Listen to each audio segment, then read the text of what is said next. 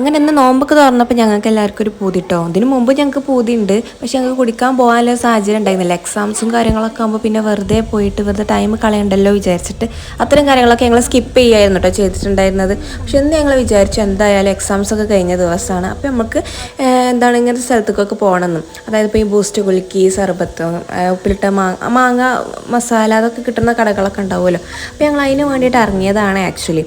അപ്പോൾ ആ കൂട്ടത്തിൽ ഡ്രസ്സുകളും കാര്യങ്ങളൊക്കെ നോക്കാമെന്ന് പറഞ്ഞിട്ട് അപ്പോൾ ഇതൊക്കെ വരികയല്ലേ, അപ്പോൾ ഞങ്ങൾ അതിന് വേണ്ടിയിട്ടൊന്ന് നോക്കാൻ വേണ്ടിയിട്ട് കയറിയിട്ടോ പല കടകളിലൊക്കെ ആയിട്ട്.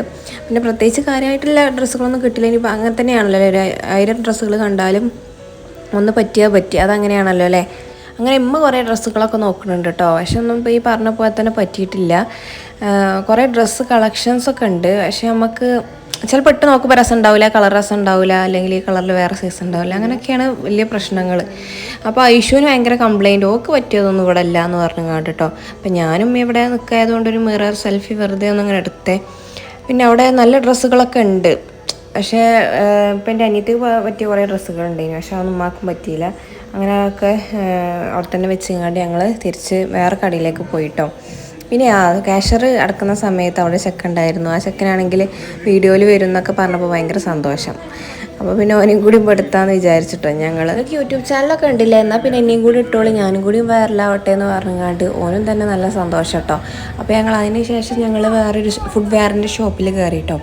ഫുഡ് വെയറിൻ്റെ ഷോപ്പിൽ കയറിയത് സംഭവം മെയിനായിട്ട് ഐഷുവിനും റാമിക്കും നോക്കാൻ തന്നെയായിരുന്നു. പക്ഷേ ഐഷുവിന് പറ്റിയൊരു ടേസ്റ്റിന് ഓക്ക് പറ്റിയതായിട്ടുള്ളൊരു ചെറുപ്പമൊന്നും കാണാത്തതുകൊണ്ട് പിന്നെ റാമിൻ്റെ സെക്ഷനിലേക്ക് പോയി. റാമിക്ക് നല്ലൊരു ഷൂ കിട്ടിയിട്ടോ, ഓന് ഇഷ്ടപ്പെട്ടൊരു ഷൂ കിട്ടി. അപ്പോൾ അതൊക്കെ കഴിഞ്ഞിട്ട് ഞങ്ങൾ പിന്നെ നേരെ തിരിച്ചെങ്ങാണ്ട് നമ്മളുടെ പ്ലാൻ എയിലേക്ക് തന്നെ പോയി. ആക്ച്വലി ഇത് പ്ലാൻ ബി ആയിരുന്നല്ലോ ഇന്നത്തെ യാത്രയുടെ. നമുക്കങ്ങനെ ഒരു ഫുഡിങ് എന്നുള്ള രീതിയിലാണല്ലോ വന്നിട്ടുണ്ടായിരുന്നത്. അങ്ങനെ ഞങ്ങളുടെ പ്ലാൻ എ ആയ നമ്മുടെ ഫുഡ് കഴിക്കാൻ വേണ്ടിയിട്ട് ഞങ്ങൾ നേരെ തിരിച്ച് പോയിട്ടോ.